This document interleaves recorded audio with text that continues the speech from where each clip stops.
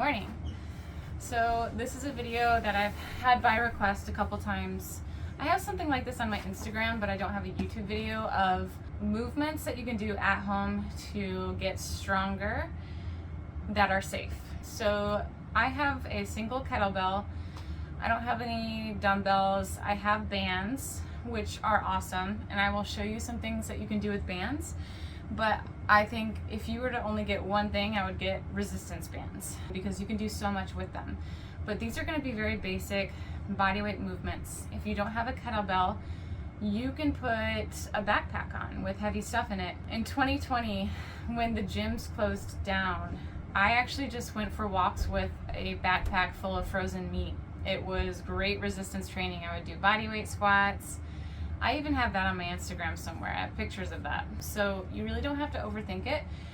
Try to lift heavy things because resistance training will hugely benefit you hormonally. Cardio has its own set of benefits, but I think that resistance training has a bigger host of benefits. And if you want to get stronger, you will have to provide that resistance, which will give your muscle the stimulus to grow. Obviously, your success will also depend on proper nutrition. So here are a couple of my favorite movements. These are things that I do almost every day. And Tyler and I are leaving in about 10 minutes. We're going to get a puppy. Yes, we're going to get a puppy. And I'm super excited because I've never had a dog of my own, and he wants me to experience that. He's a daddy's boy. All the dogs think that I'm the mom, but Bear and Tyler have this inseparable bond, and Tyler really wants me to experience that, and I'm not opposed to it. So yeah, that's what we're doing. We're leaving in about 10 minutes. I don't have time to go to the gym this morning, at least. I don't like going to the gym later in the day, so I'm gonna do my exercise here. I'm gonna start with this kettlebell. So this is a 25-pound kettlebell. You can get whatever you're comfortable to start with. Obviously, when I was underweight, this felt really heavy. So just get something that is slightly challenging and nothing that is intimidating to you until you feel very comfortable doing the movements. And you could even do these movements without the kettlebell to start out with, which is what I'm going to show you, because you need to be comfortable with proper form before you start adding in weight. Otherwise, you're just risking hurting yourself, which is not cool and not smart. So I'm going to start with just bodyweight squats. You want to be sure that you are pressing into your heels. I'm actually going to take off my shoes. So being barefoot will allow you to focus on the points of your feet that you want to be pressing into, which is this and this, kind of like a triangle on your foot. And then you just squat. And I'm actually currently working on not leaning forward so much. It's very challenging to squat without leaning forward, like almost impossible for me to not lean forward at all. But if you can do that, you'll get more of a challenge and maybe better results. Obviously, if you're leaning forward, you'll be more quad dominant. A squat is a squat. Technically, your butt has to get to a certain point.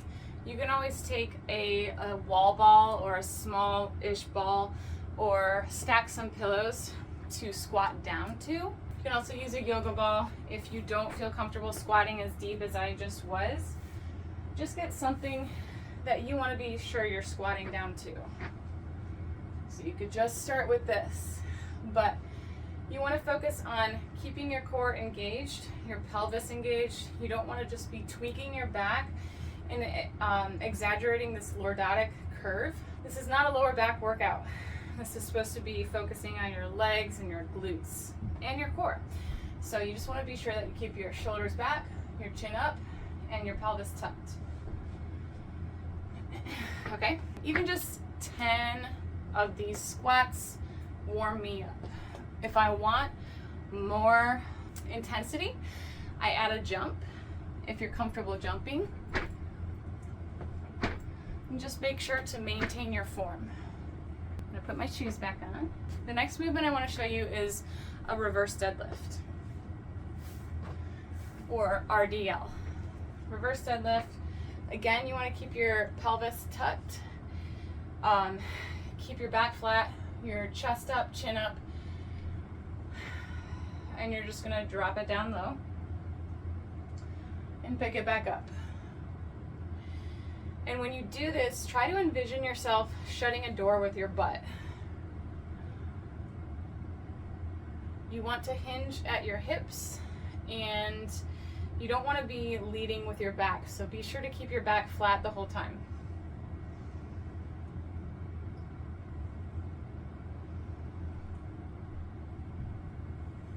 You might feel silly if you're moving really slow, but the truth is the slower you move, the more of a workout you get, especially if you go slowly both ways. So a lot of people will go down pretty quickly or up pretty quickly, but if you go down very slowly and controlled and you focus on those muscles, I feel this right here so much right now.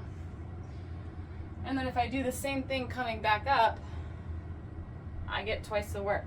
Just go slow and focus on that mind to muscle connection, because you will feel a difference, and it's going to be much more efficient for your time, for what you're lifting, for everything that you're doing. Really focus on what you're doing. Don't just go through the movements. It doesn't even, I don't even think it should count as a rep if you don't have proper form.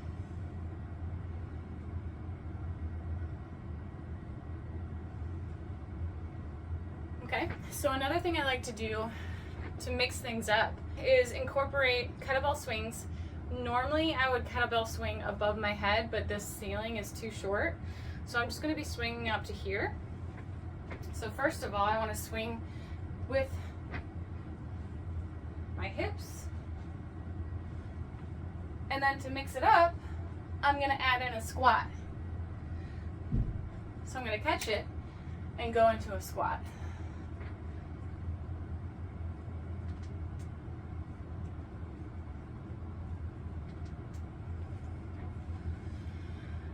You might notice that my knees come in a little bit when I come up from my squat.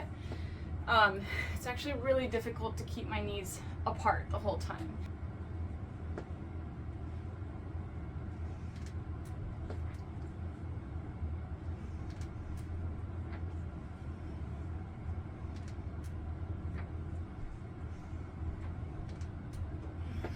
So the next at-home movement that I think anyone can do, and it's actually pretty challenging if you do it right, is a plank. If you get up into your plank from your hands and knees, I don't think you're going to be engaging the right muscles. You're definitely not going to get the most out of it. So what I want you to do, or what I would say, is actually start on your belly. So start on your belly, focus on what you want to engage, your core. Start all the way flat and immediately engage those muscles.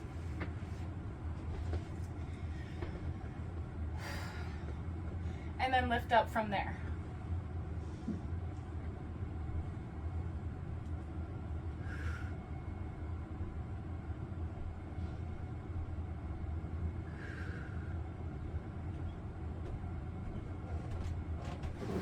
Okay, even just like 8 seconds of a proper plank had me starting to tremble. So focus on isolating that muscle group that you want to work and turning off everything else. When we plank, we want to put weight into our shoulders, we want to put weight into our forearms, we want to stick our butts up, and I have to mentally focus on not doing any of that and just keeping my core tight. So that's an easy one that you can do anywhere. Something else that I like to do for core, and it's a great way to wake up those muscles, those stabilizing muscles first thing in the morning, is butterfly kicks, which is just laying down.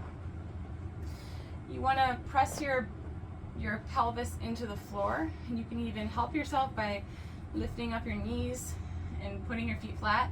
That way, that arch of your back disappears. So normally with my feet, my legs right out, you can see there's an arch in my back, but when I put my feet up, I can close the arch and really engage my core. Okay?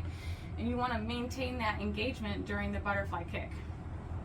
So once you've got that down, then you can put your feet out and just do little flutter kicks. like to actually have physical contact with my core to be sure that it's engaging, and it just reminds me to keep it tight.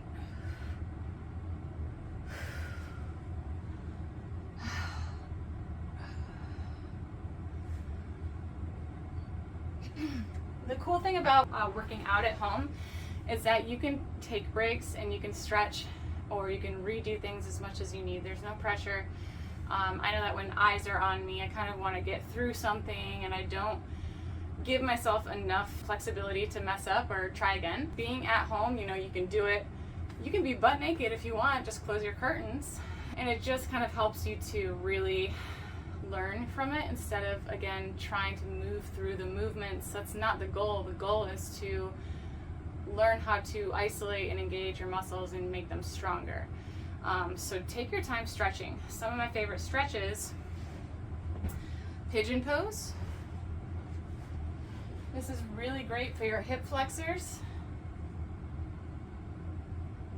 You can do it upright, you can lay down. I like to do it on both sides.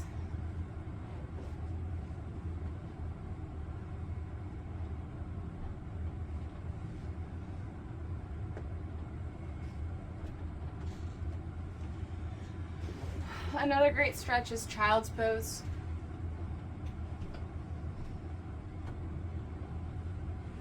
And then from that child's pose, taking your arms and hands from side to side to really stretch out your hips in this side area, which for me gets very tight.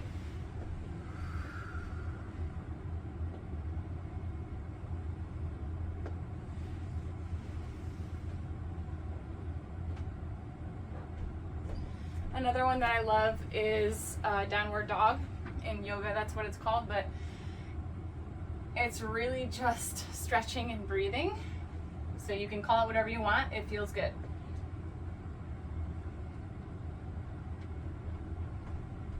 And then I kind of like to walk myself up from this position and then slowly roll up.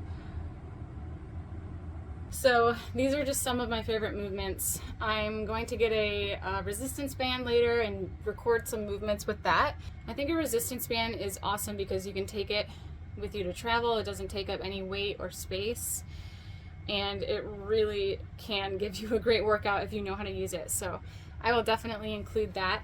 And remember to stretch before and after you work out, not just to reduce the chance of you hurting yourself, but you're gonna get so much more from your workout if your muscles are stretched out and lengthened. Because when you work out or you do resistance training, you're contracting those muscles and you're making them smaller. So if you're already started from a tense position of that muscle, you're not really gonna get a really great workout.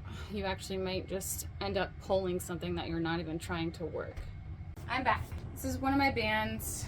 Tyler actually got these for me for Christmas, our first Christmas as a couple. This is the extra heavy one, so that means it's going to be extra resistance, or a decent amount of resistance.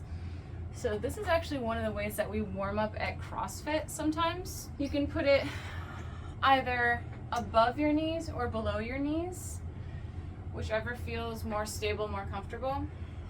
And just like with everything else, you want to be sure to engage your pelvis, not be tweaking your back out, not compromising your form, because you're compromising the entire workout when you do that, which we're all guilty of, but just try to be aware and conscientious of that. I think our coach calls these monster walks, which I love.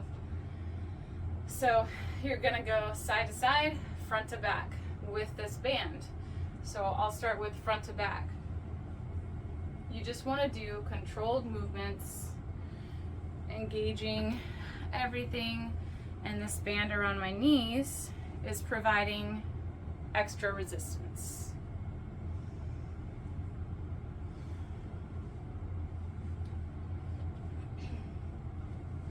When you go side to side, you want to be sure to keep your back up straight.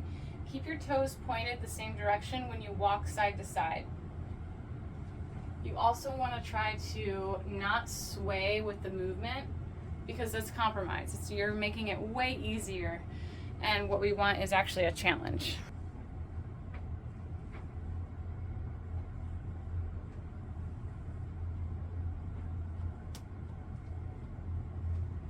I like to do 8 steps each way, maybe 2 times through. It's already burning like crazy. Another thing you can do with this band is squats. It's a great burn. So if you don't feel comfortable squatting with the kettlebell like I showed you, this would be another good alternative to get more resistance in there.